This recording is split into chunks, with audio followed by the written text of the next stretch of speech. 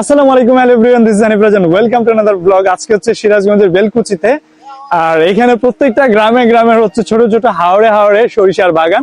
তো এই জায়গাটা অনেক বেশি সুন্দর। তো আসেন একটু এই জায়গাটা আমি দেখাই, এটা কেন সুন্দর।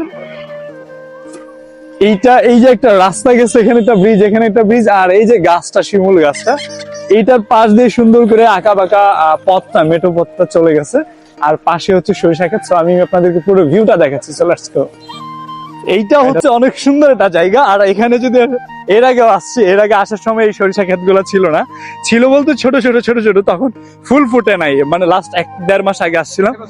আজকে দেখেন কত সুন্দর একটা জায়গায় আসছি। আর এখন হচ্ছে আমি সরিষা ক্ষেতে একদমই হচ্ছে ভিতরে, পুরো বাগানের ভিতরে চলে যাব।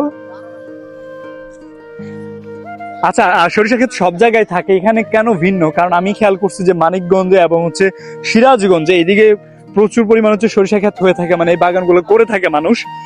আর এই কি বলবো, এখানে ফুলের ঘ্রাণ, এন্ড সকালবেলায়, শীতের সকাল, একটা কুয়াশা স্নিগ্ধতা পাচ্ছি, এন্ড পাতায় পাতায় কুয়াশার যে শিশির কণা, এগুলো হচ্ছে জমে আছে।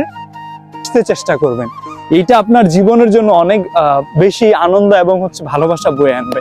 আপনি যত বেশি মাটির ঘ্রাণের সাথে মিশবেন, দেখবেন বড় বড় যত উদ্যোক্তা রয়েছেন এবং বড় বড় যত টেক জায়ান্ট রয়েছেন, তারা দিন শেষে বা হচ্ছে জীবনের একটা শেষ প্রান্তে গিয়ে অবশ্যই তারা হচ্ছে বড় বড় কৃষি জমি এবং বড় বড় হচ্ছে ফার্ম তৈরি করতেছে।